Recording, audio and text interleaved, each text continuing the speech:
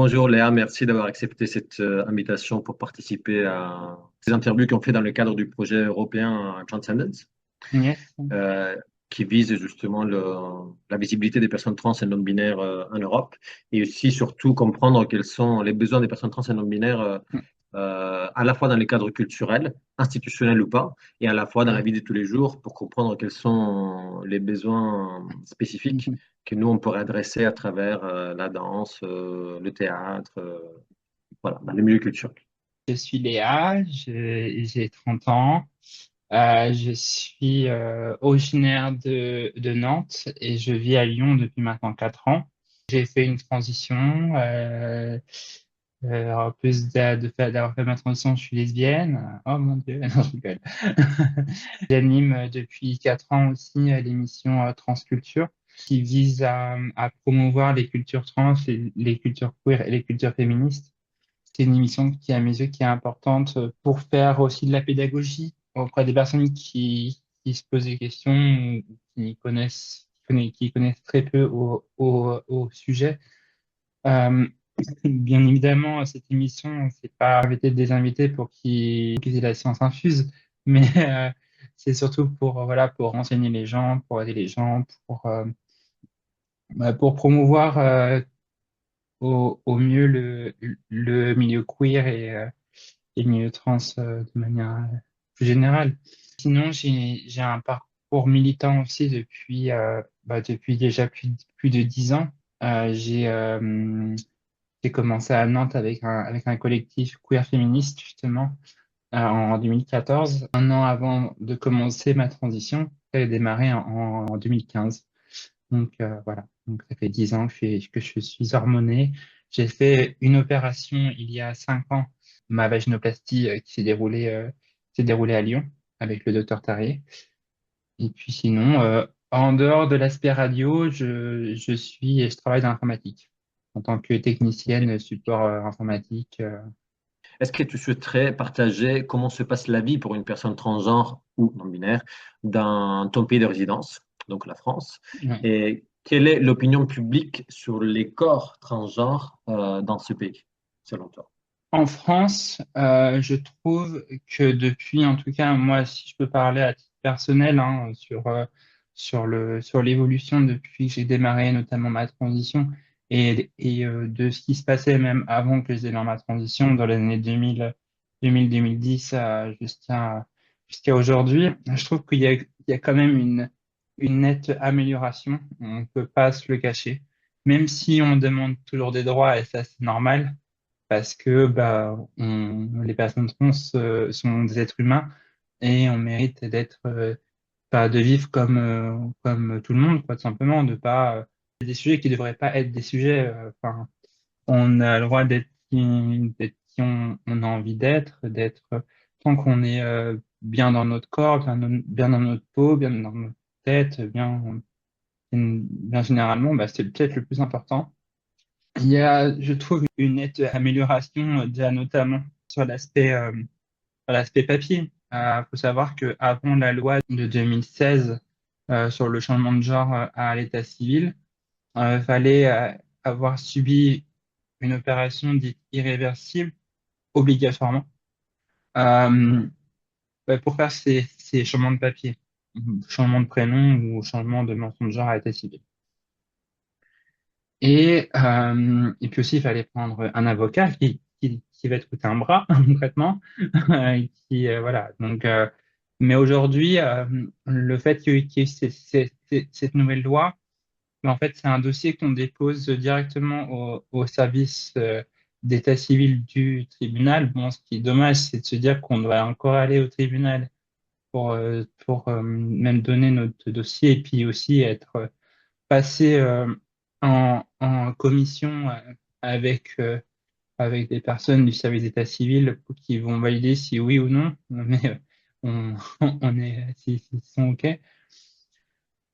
Mais moi j'ai eu la chance dans mon parcours de ne pas avoir été convoqué en commission. Je sais que c'est pas le cas de tout le monde. J'ai des amis voilà, qui ont dû aller au tribunal pour faire un changement d'état pour, euh, pour passer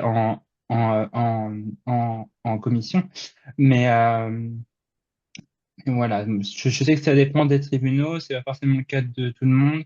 Ça dépend aussi des lois, de la mentalité du tribunal. On est un peu soumis à ça, mais voilà, c'est-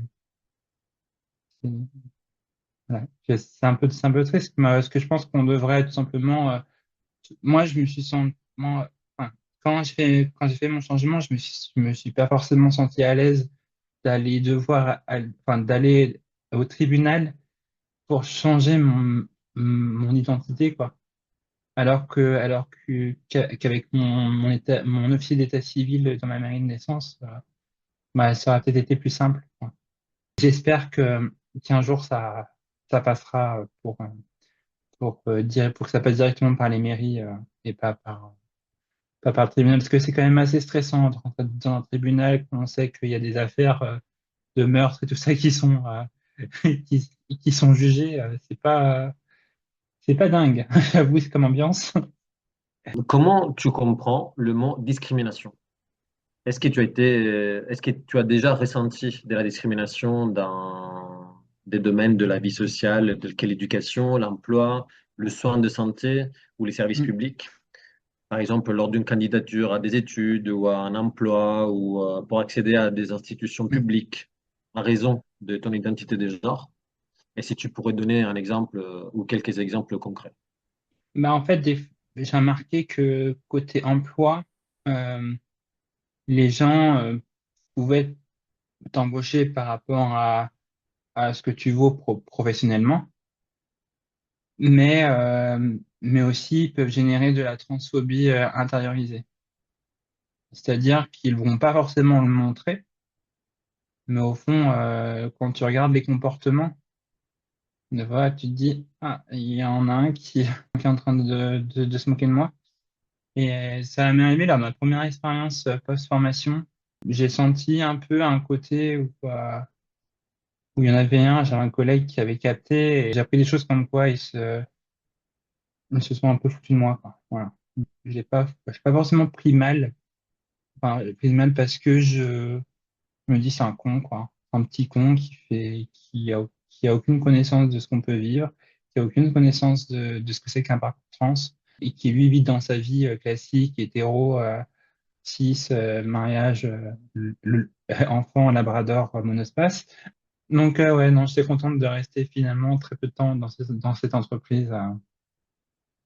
Quand je me promène et tout, j'ai pas de.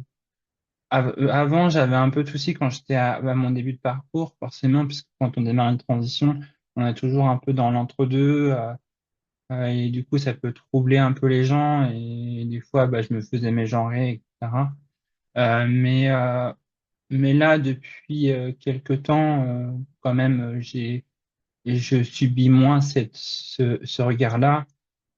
Voilà, m'a très peu mégenré. Après, il y en a qui se disent, ouais, mais t'es grande et tout, et du coup, on se peut se poser des questions. Je fais, bah, il y a des femmes qui sont grandes, hein. Des cisgenres qui sont grandes, hein. Après, c'est vrai que je m'en occupe moins du regard des gens. À quel moment et pourquoi penses-tu avoir été discriminé? Y a-t-il eu des périodes dans ta vie où tu t'es senti particulièrement exposé à la discrimination? Dans ma famille, ça, globalement, ça a été difficile au départ pour mes parents et puis pour les gens qui ont eu une éducation un peu stéréotypée. Et donc, du coup, fallait, comment dire, leur expliquer. Et des fois, il y a eu des mots qui ont été durs, mais mais après, on se rend compte, je me rends compte qu'avec le temps, ça a pu les faire changer d'avis, ça a pu les faire évoluer dans leur tête. Et puis, ils ont aussi mieux compris. Et je pense qu'aujourd'hui, on a quand même cette chance, même si ça peut aussi nous retomber dessus, c'est que, OK, il y a les réseaux sociaux, mais je pense qu'aujourd'hui, les gens, enfin, je vois pour les jeunes aujourd'hui qui commencent une transition, ils ont quand même accès à beaucoup plus de moyens que les personnes qui ont commencé bah, à la même période que j'ai commencé.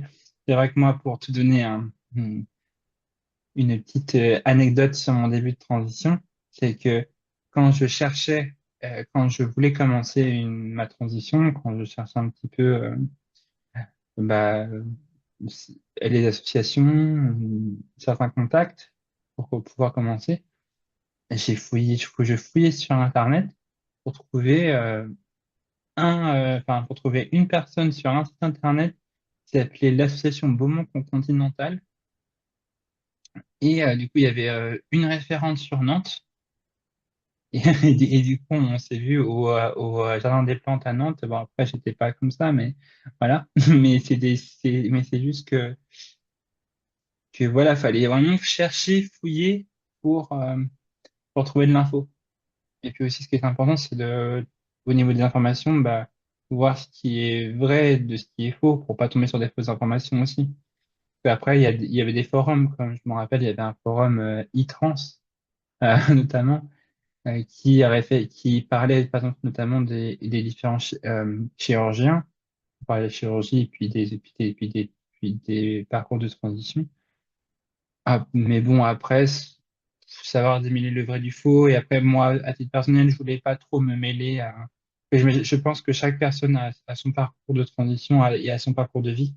Par contre, pour s'entraider, c'est cool comme forum, mais après, faut pas trop, comment dire, s'influencer. Est-ce que tu te sens en sécurité dans ton quotidien? Est-ce que tu as des besoins spécifiques que tu souhaiterais partager? Pour répondre à ta première question, est-ce que je me sens en sécurité dans mon quotidien? Aujourd'hui, oui et non. Parce qu'en fait, oui, parce que globalement, la société accepte mieux et les mentalités ont quand même bien évolué, même si malheureusement, bah, l'homophobie et la transphobie n'a fait que d'augmenter. C'est triste quand même, en 2025. Du coup, oui et non par rapport à ça, parce que j'ai toujours peur qu'il m'arrive aussi quelque chose parce que la personne sait pour moi et j'ai pas envie que ça me tombe dessus. Mais en même temps, moi, ce qui fait ma force, c'est de me dire que là, je suis fier de présenter ce média qui est Transculture parce que pour moi, c'est trop important. Je pense qu'aujourd'hui, faut pas qu'on se taise. Hum, Moi, plus il y aura de la transphobie, plus je continuerai mes vidéos et plus j'en ferai. C'est ma mentalité. Il y en a qui diraient, ouais, t'es folle, Léa. Non, non, je suis militante. C'est tout. Pour ta question, ouais, c'est vraiment plus pour insister sur la sécurité, qu'on soit une femme cisgenre ou une femme trans. Ben, nous restons des femmes et on peut être confronté à la transphobie et à des violences sexistes. À quel Mm. moment tu t'es senti en insécurité dans ta vie quotidienne? Est-ce que tu étais déjà confronté à des violences physiques ou verbales, à des agressions ou d'autres formes de harcèlement? Une fois, j'étais à Paris. Le samedi soir, je faisais des interviews pour le concours Miss France 2022. Et après l'événement, mais qui devait être, bon, après, il était minuit et demi, 1 heure, j'allais vers Châtelet pour rejoindre une amie. Et à un moment donné, on s'est posé pour s'asseoir tranquillement pour attendre le RER pour aller vers chez elle. Là, il y a une bande de jeunes qui se ramènent et ça commence à poser des questions. Est-ce que t'es trans et tout? Moi, au fond de moi, j'étais en train de bouillir. Il y en a un qui a essayé de me frapper. Alors que j'avais rien demandé. En fait, j'ai pas trop répondu. À un moment donné, j'ai fait, bah, vas-y. Qu'est-ce que tu veux que je te dise? Vas-y. J'ai mon amie Julia qui est intervenue et qui m'a dit, viens Léa, on se casse. Il y en a un du groupe qui a essayé de nous poursuivre, puis qui a insisté, en fait, pour qu'il se fasse plaisir avec nous, quoi, concrètement. Maintenant, c'est pour ça aussi que je sors moins, je fais attention. Après, à titre personnel, il y a un moment donné, j'ai aidé une personne en début de transition. J'étais en relation amoureuse avec elle.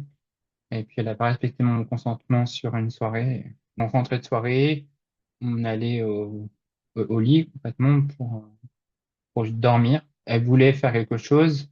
moi, je lui dis non. Puis en plus, c'était avant ma vagino. Et en fait, moi, avant ma vagino, je travaillais vraiment beaucoup sur moi parce que j'avais une vraie dysphorie au niveau de l'entrejambe. Et du coup, la personne, elle a insisté, et elle m'a bloqué la poitrine, donc elle m'a excité, alors que moi, j'avais dit non avant. Et elle me dit, on n'est pas fatigué pour du sexe. Elle est descendue en bas et elle m'a fait une fellation, voilà, avant. C'était début 2019. Et pour moi, en fait, quand c'est non, quoi. Voilà. Et après, moi, j'en parle librement de ça parce que je pense qu'il faut pas se taire. Pas se taire, sinon, quand on regarde tout pour soi, ben, on continue de souffrir. Dans ta vie professionnelle et sociale, êtes-vous ouvertement une personne transgenre? Et pensez-vous qu'il soit important du coup que les personnes avec qui vous vivez, travaillez ou interagissez sachent que vous êtes une personne transgenre? Ça dépend des entreprises dans lesquelles je suis passé, par exemple, professionnellement, mais dans une entreprise chez qui je travaillais, chez Cloud Temple, il me jugeait vraiment pour ce que je faisais professionnellement et pas pour qui je suis. Donc, et puis après, même moi, genre, avec mon responsable, qu'aujourd'hui je considère comme un mentor, il s'est toujours montré bienveillant avec moi. Il a jamais eu aucun jugement. Il m'a dit, tant que tu es bien dans ta peau, tant que tu fais ton travail, il n'y a aucun problème. Moi, je le dis quand je sens que la personne, elle est ouverte d'esprit, sincère, et puis surtout humaine. Et puis qui n'a pas de comportement machiste, évidemment. Oui, voilà, si l'environnement il est sécure, si je sens que les personnes qui m'entourent professionnellement sont des personnes compréhensives et qui peuvent m'aider aussi, ça dépend du contexte, quoi. Étant donné que la société interprète souvent l'affirmation de genre à travers une logique de avant et après, est-ce que tu as perçu un changement dans le comportement des autres lorsque vous avez commencé à vous socialiser avec ton genre actuel et lorsque votre transition est devenue visible, si c'est le cas, la Oui. vie, est-ce qu'elle est devenue plus facile ou plus difficile pour toi? Alors, pour parler de l'avant-après rapidement, l'avant-après, aujourd'hui, globalement, les gens qui m'ont connu avant, genre par exemple, ben, ma famille, notamment, je vais parler de mon père. C'était le premier, quand j'ai fait mon coming out en 2014, à me dire, va voir un psy. Et puis aujourd'hui, en fait, il est juste hyper fier de moi. Il m'a dit, franchement, bravo pour ton parcours, bravo pour ce que tu fais.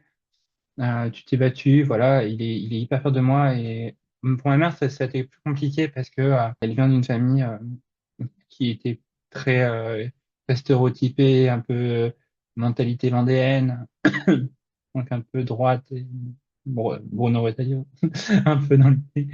Euh, et comme il vient de là-bas, c'est pour ça.